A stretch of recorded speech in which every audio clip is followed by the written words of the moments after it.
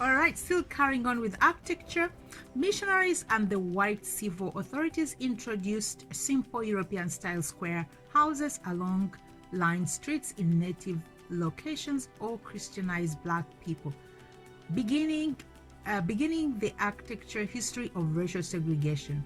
That history culminated in the 1950s in the rearrangement of the landscape to separate Bantu, African, colored, Indian, and white population groups from one another in group areas.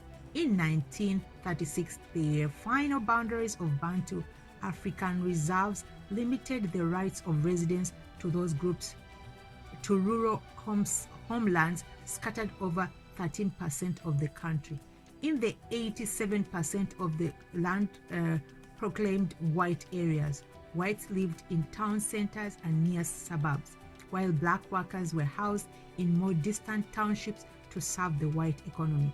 The current government does not have the resources to transform this pattern, but economic freedom and opportunity may enable citizens to create a more integrated built environment. In the meantime, the old townships remain with their black population, augmented by miles of new shack settlements containing impoverished rural migrants hoping for a better life in the environmentally overstressed urban areas. Now let's move on to the food and economy.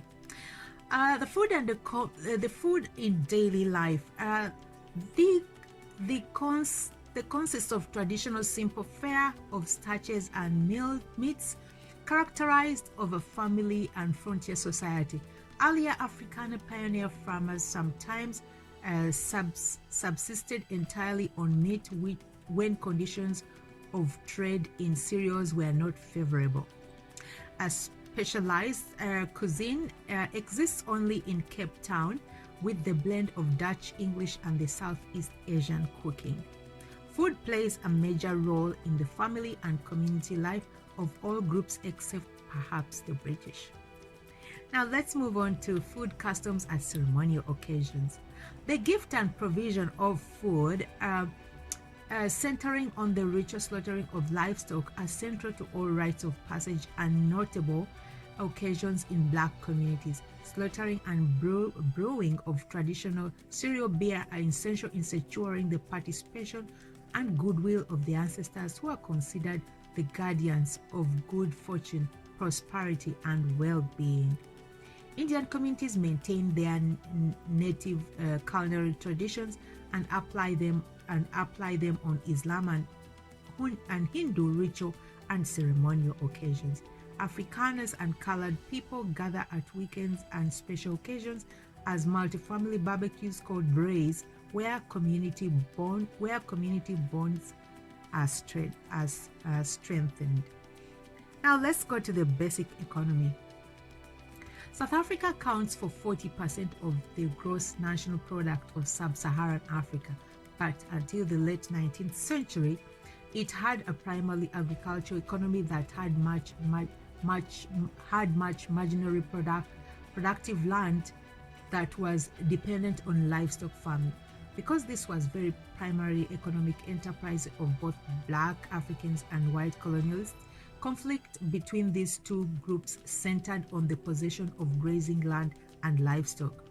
In 1867, the largest diamond deposits in the world were discovered in Kimberley in the west central area.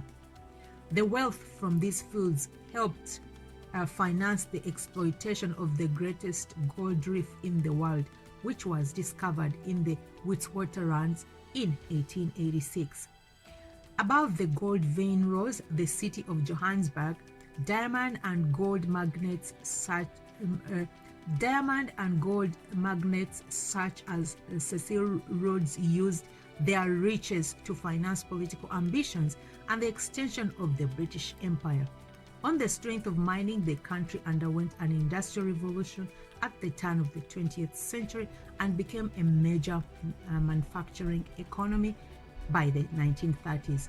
Despite the discovery of new gold deposits in the Orange Free Town in the early 1950s, the mining industry is now in decline, and South Africa is searching for new means to participate in the global economy.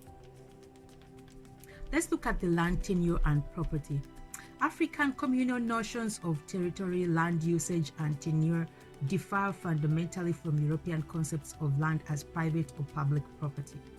This led to the misunderstandings and deliberate misinterpretation in the dealings of white settlers and government officials with African chiefs during the colonial period. In the establishment of African reserves, some aspects of communal and chiefly tribal trust land tenure were preserved, and even in white rural areas, forms of communal tenure are still practiced in areas with African communities. African Christian mission communities in some areas drew together to purchase land after the colonial conquest and dispossession, only to have the land expropriated again by the Land Acts of the 1913 and 1936, which confined Black Africans to 13% of the land area. After the democratic transformation of 1994, programs of land restitution, redistribution, and reform were instituted, but progress has been slow. The white minority still controls 80% of the land.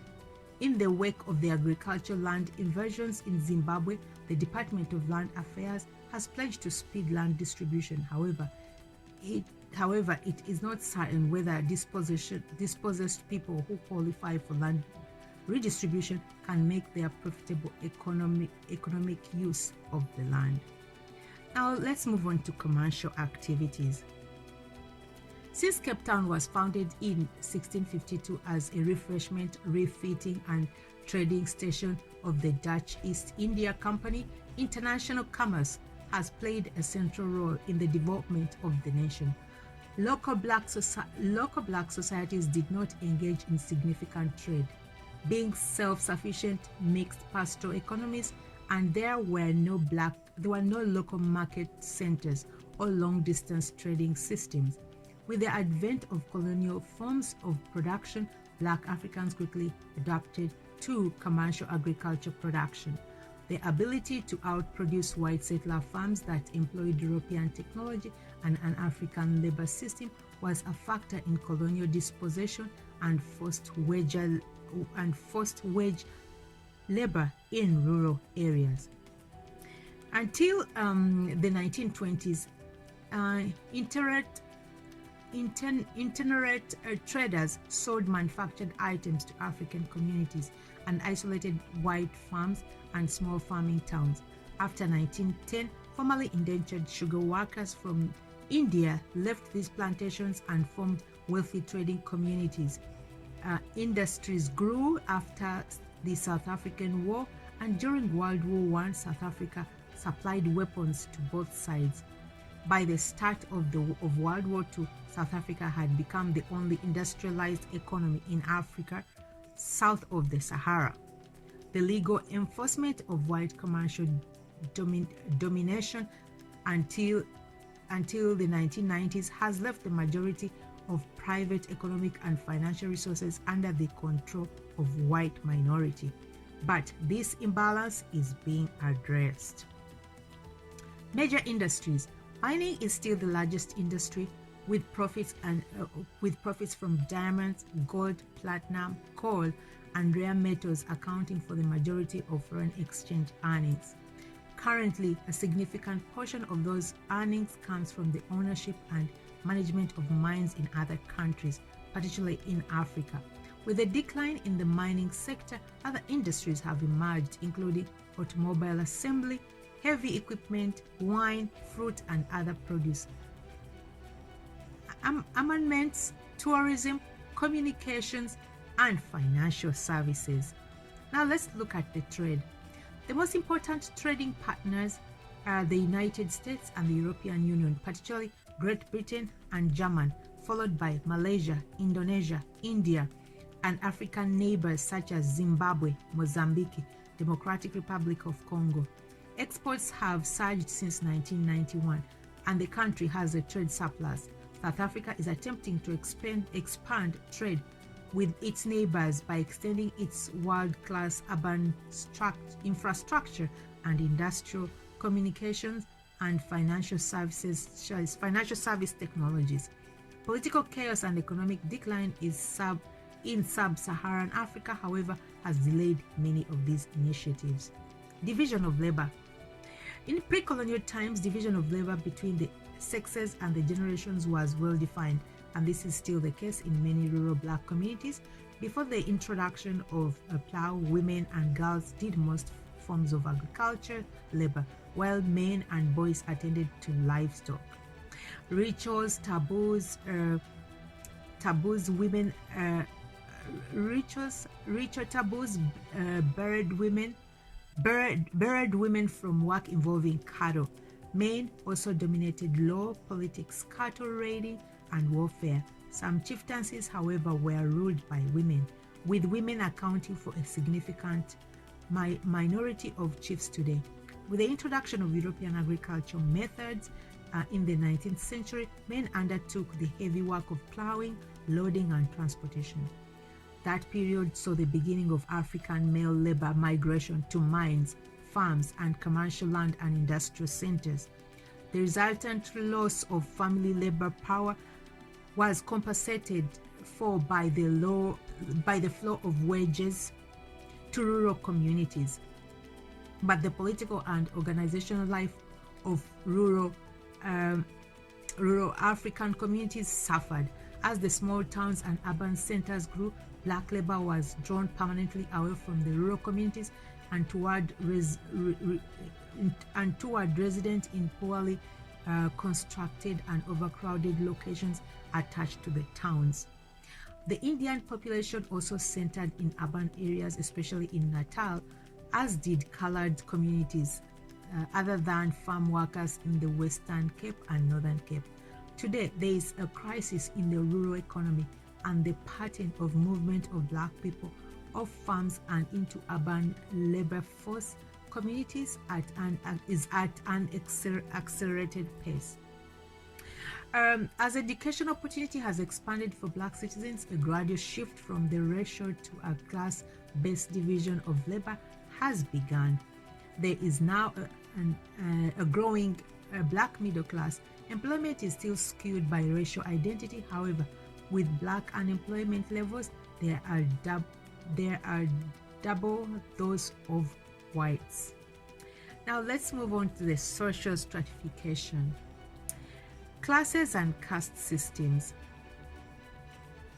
Classes and castes. After the founding of Cape Town in 1962, physical indicators of racial origin served as the basis of color caste system. The system did not prevent interracial sex or procreation, as the shortage of European women was compensated for by the availability of slave women. Slaves, particularly those of mixed patronage, are rated higher than free blacks, and Cape Town soon developed a Creole population of free people of color. Over 3 centuries, the system of racial segregation gradually attained a form of legal status, culminating in the disenfranchisement and dispossession of people of color in the 1960s. In that process, color and class came to be closely identified with darker people legally confined to lower social and economic status. Despite the color bar in all economic areas, some Africans, coloreds, and Indians obtained a formal education and a European-style middle-class culture and economic identity as merchants, farmers, colonial civil servants, clerks, teachers, clergy.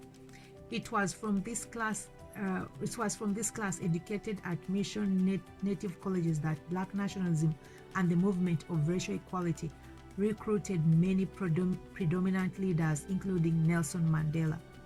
In 1994, people of color have assumed positions in the leading sectors and higher levels of society. Some redistribution of wealth has occurred, with a steady rise in incomes and assets of blacks, while whites have remained at their previous levels.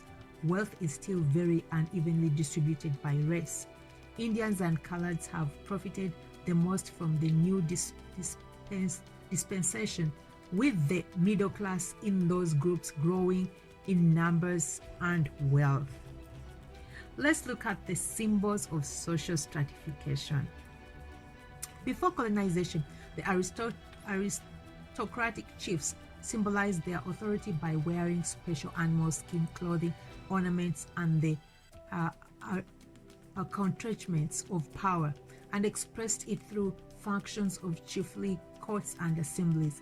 Chiefs were entitled by custom to display, mobilize, and increase their wealth through the acquisition of many wives and large herds of cattle. Concentrating their wealth in livestock and people, chiefs of even highest degree did not live a life materially much better than that of their subjects. Only with the spread of colonial capitalism did luxury goods, high-status manufactured items, and European education become symbols of social status. European fashions in dress, housing and household utensils, worship and transportation became general status symbols among all groups except rural traditional Africans by the mid-19th century. Since that time, transport served as a status of symbol, with fine horses, pioneer wagons, horse-drawn carts giving way to imported luxury automobile. Now let's look at the political life. Political life in Black Africa communities centered on the hereditary chieftaincy, in which the senior son of the highest or greater wife or chief succeeded his father. In practice, succession was not straightforward, and brothers, older sons of other wives, and widow regents all competed for power. Building large states, all polities was difficult under those political conditions, but a number of African chiefs founded national kingdoms, including King Shaka of the Zulu. European political life began with the Dutch East Indian Company in the Cape. This was a more mercantile administration than a government. With the transfer of Cape Town to Britain in 1806, a true colonial government headed by an imperial governor and a parliamentary prime minister was installed. The legal system involved a blend of English common law and European Roman Dutch law, and people of color, except for the two who attained the status of free burghers, had a few legal rights or opportunities to participate in political life.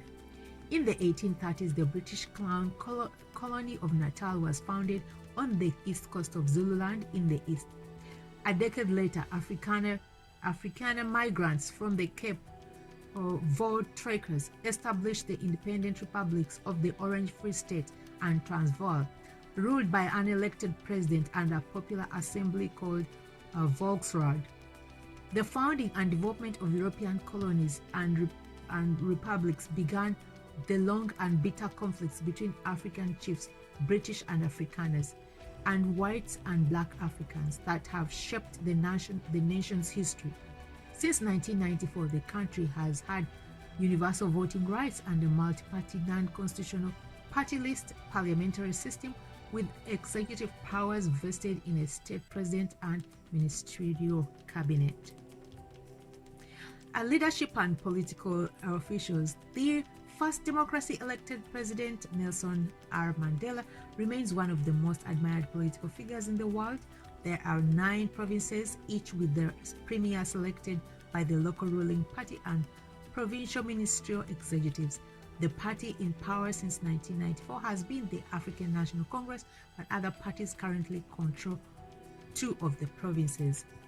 Social problems and control. White minority rule and the policy of social segregation, disempowerment, and suppression left the government of a legacy of problems that amount to social crisis. Unrepresentative government and repressive racial regulations created mistrust of the law among the black majority. Unemployment is high and rapidly increasing, with the economy losing over 1 million jobs since 1994. Accompanying this situation are some of the highest crime rates in the world. The education and healthcare systems are failing in economically depressed communities. The collapse of family farming and the dismissal of thousands of black farm workers have created a rural crisis that has forced dispossessed and unemployed people to flock into the cities. Shanty towns and informal areas have mushroomed as the government has struggled to provide housing for migrants in a situation of rapid inner city commercial decline and physical decay. The establishment of black townships are plagued by unemployment, crime, insecurity, including drug dealing, alcoholism, rape, domestic violence, child abuse. The government has imposed high taxes to transfer resources from the wealthy, formerly white but now racially mixed suburbs to pay for services, upgrading the poorer economic and unproductive areas. Although considerable progress has been made, the government and the private sector have been hampered by pandemic corruption and white-collar crime. The interracial conflict that could have represented a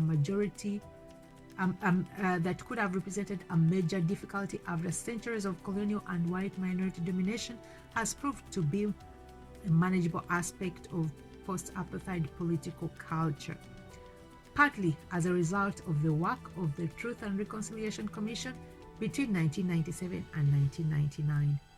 Now let's look at the military activity.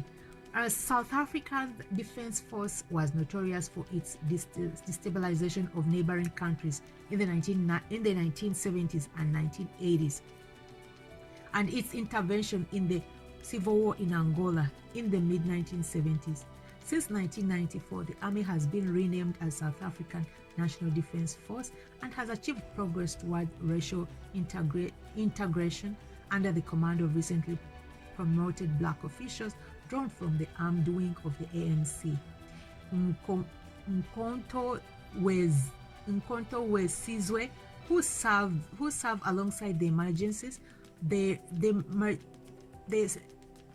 the South African National Defense major military ventures since 1994, the leading of an invasion force to save Lesotho's elected government from a threatened coup was poorly planned and executed. South Africa has found it difficult to back up foreign policy objective with the threat of force.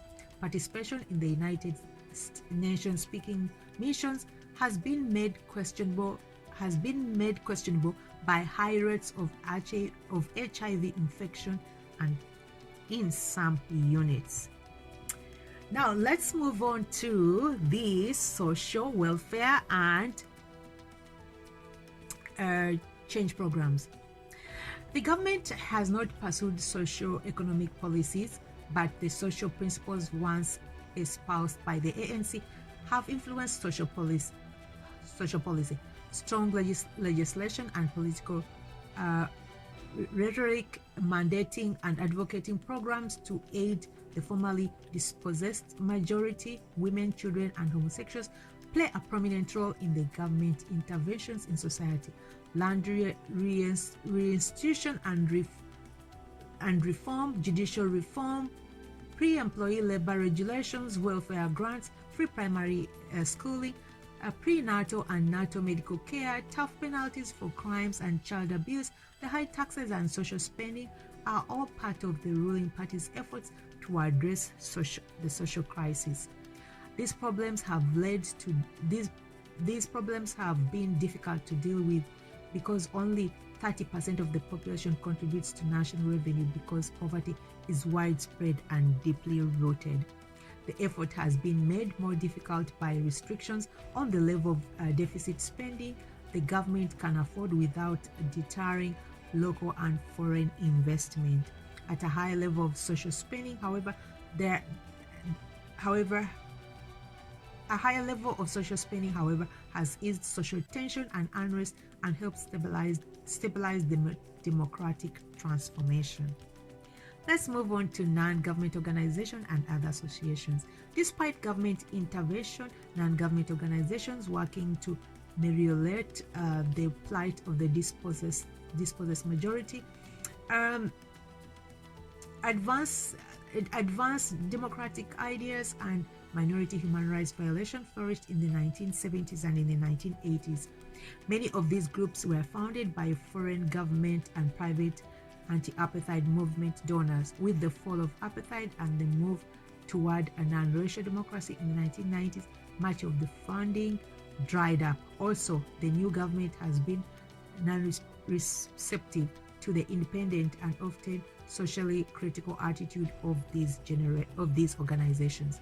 The ANC insists that all foreign funding for social amelioration and development be channeled through government departments and agencies. However, bureaucratic obstruction and administrative incapacity have caused some donors to renew their connection with private organizations to implement new and more effective approaches to social problems. Gender roles and statuses. Division of labor. In rural African communities, women historically were assigned to agriculture tasks and to domestic work and childcare. Men tended livestock, did heavy agricultural labor, and ran local political affairs.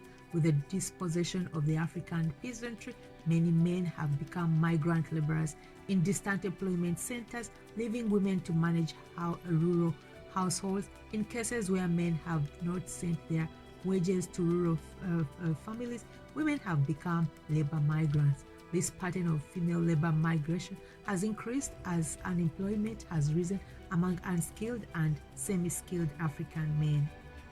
In urban areas, both men and women work outside the home, but women are still responsible for household chores and childcare.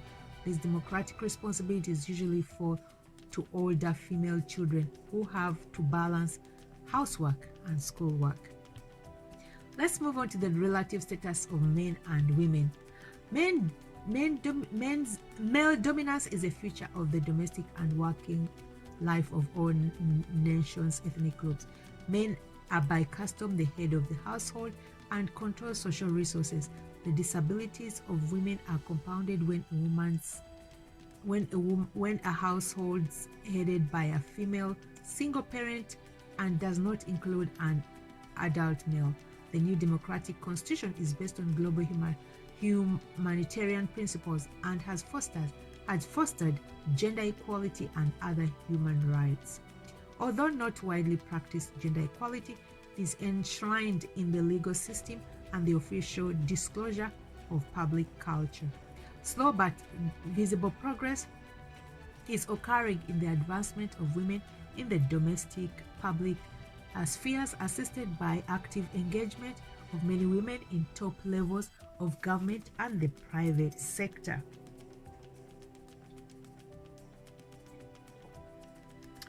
Okay, so let's move on to marriage, kinship, and family. Pre-Christian marriage in Black communities was based on polygamy and bride wealth, which involved the transfer of wealth in the form of livestock to the family of the bride in return to her productive and reproductive services in the husband's homestead. Christianity and changing economic and social conditions have dramatically reduced the number of men who have more than one wife. Although this practice is still legal, monogamy is the norm in all other groups. But divorce rates are above 50%, and cohabitation without marriage is the most common domestic living arrangement in Black and colored communities. Despite the fragility of marital bonds, marriage ceremonies are among the most visible important occasions of sociability and often take the form of an elaborate, multi-sited and lengthy communal feast involving considerable expense. Okay, so we're gonna move on to domestic unit. In rural areas, in rural African communities, the domestic unit was historically the home stage, which consisted of a senior man with his wife and children, each housed in a small dwelling. By the mid 20th century, the typical home stage consisted more often of small kindreds composed of an older couple and the younger survivors of broken marriages. The multi-room family house was largely replaced or augmented the multi-dwelling homestead. Just as nuclear and single-parent families have supplanted polygamous homesteads, the nuclear family model is approximated in practice primarily in white families, whereas Black, colored, and Indian households tend to follow the wider extended family model. A new pattern characteristic to the Black shanty towns at the margins of the established Black townships and suburbs consists of households in which unrelated people gather around a core of two or more residents connected by kinship. Let's look at the inheritance. Inheritance among white, colored, and Indian residents is bilateral, with property passing from parent to children or sibling or both sexes, with a bias toward male heirs in practice. Among Black Africans, the senior son inherited in trust for all the heirs of their father and responsible for supporting his mother, his junior siblings, and his father's other wives and children. The system was largely given way to European bilateral inheritance within the extended family, but the older mode of inheritance survives in the responsibility assumed by uncles, aunties, grandparents, and in-laws for the welfare of the deceased child and siblings' immediate family members. Okay, so let's look at the kin groups. Recognition of lengthy family lines and extended family relations are common to all the population groups, most formally among the Indians and Blacks. For Africans, the clans, a group of people descended from a single remote male ancestor, symbolized by a totemic animal and organized politically around a chiefly title, is the largest kinship unit. These clans often include hundreds of thousands of people and apply their names to branches extending across ethnic boundaries, so that a blood relationship is not an organizing feature of clanship. Among the Nguni-speaking groups, it is against custom for people to marry anyone within their mother's or grandparents' clan name. Among the Basotho, it is customary for aristocrats to marry within the clan. As a smaller unit is the lineage, a kin group of 4 or 5 generations descended from a male ancestor traced through the male line. Extended families are the most effective kin units of mutual obligation and assistance and are based on the most recent generations of linear relationships. Now let's move on to the socialization. Infant care. Infant care is traditionally the sphere of mothers, grandmothers, and older sisters in Black and colored communities, and females of all ages carry infants with their blanket on their backs. Among the social problems affecting many young ones in these communities is the high incidence of early pregnancy, teenage pregnancy. Many white and middle-class families in other ethnic groups have part-time or full-time servants who assist with childcare, including care of infants. And the employment of servants to rear children exposes children to adult caregivers of other cultures and allows unskilled women to support their own absent children. Child rearing and education. The family, in its varied forms and systems of membership, is the primary context of the socialization of the young. The African extended family system provides a range of adult caregivers and role models for children within the kinship network. African families have shown resilience as socializing agency, but repression and poverty has damaged family structure among the poor despite aid from churches, schools. Middle-class families of all races socialize their children in the manner of suburban Europeans.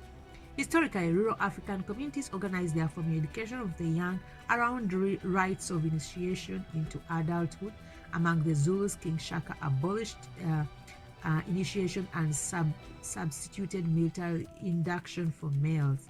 These ceremonies, which lasted several months, taught boys and girls the discipline and knowledge of manhood and womanhood, and culminated in circumcision for both children of both sexes. Boys initiated together were led to by a son of the chief under whose age mates formed a military regiment. Girls became marriable after graduation from the Bush Initiation School.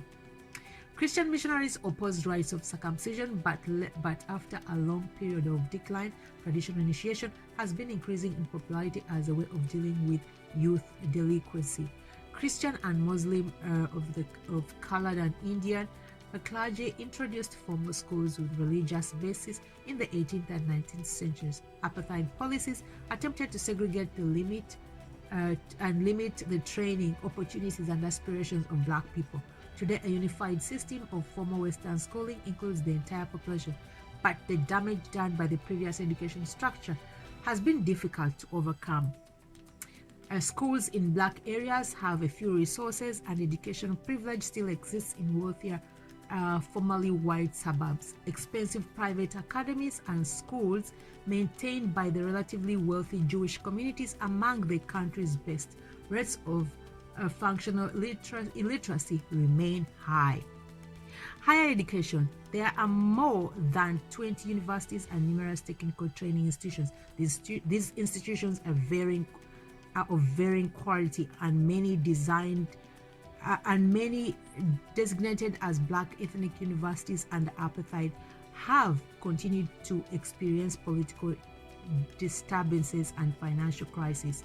Formerly white but now racially mixed universities are also experiencing financial difficulties in the face of a declining pool of qualified entrants and a slow rate of growth. Let's look at the etiquette. We're almost there. South Africans are by custom polite and circumspect in their speech, although residents of the major urban areas may bemoan the decline of once common courtesies. Each of the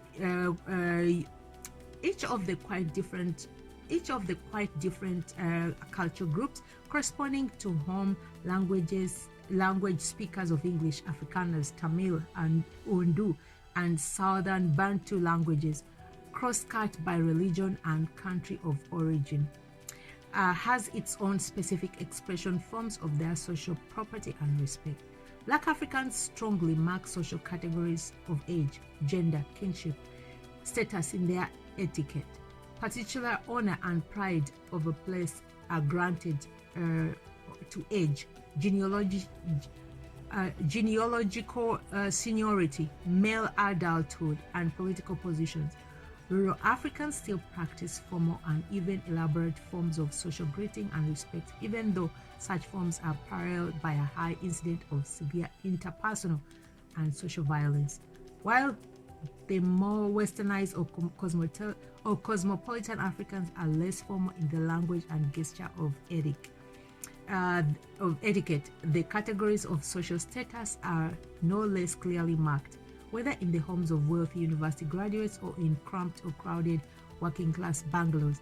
The guest who does not greet the parents of a household by the name of their senior child, preceded by Ma or Ra in Sesotho, meaning father, mother, or father of, or at least with an emphatic Mi or Ntate in Sesotho, mother, father, all of the house, will be thought rude.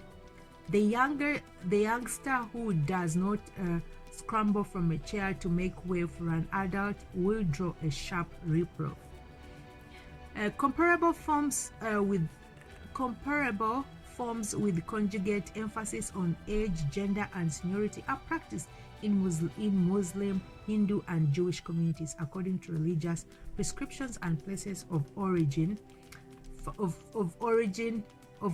family origin. South African of British origin insist on a calm, distanced, reserved, mixed with a pleasant humor, in social interactions, regardless of their private opinions of others. Afrikaners are rather more direct and sharp in their encounters, more quick to express their thoughts and feelings towards others, and not given to social legitimate.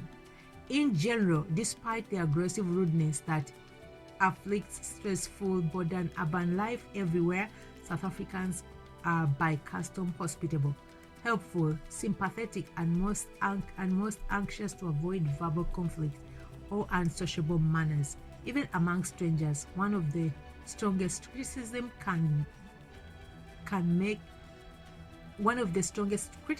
one can make in South Africa or of another is that the person is rude. Okay, let's move on to religion. Okay, so religion, despite the social roots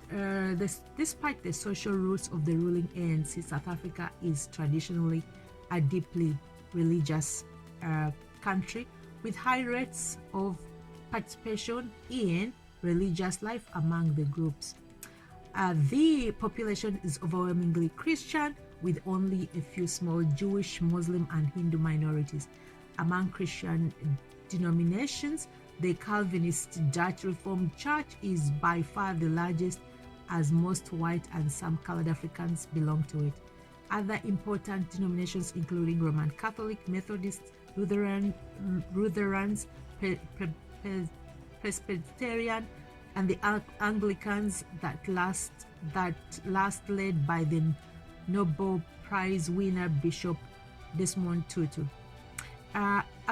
Apostolic and Pentecostal churches have had a large black membership. Indigenous black African religions centered on veneration of the and guidance from the ancestors, belief in various minor spirits, spiritual modes of healing, seasonal agricultural rites, the drinking of cereal beer, and the ritual slaughter of livestock, accompanied by many occasions in many family communal ritual feasting. The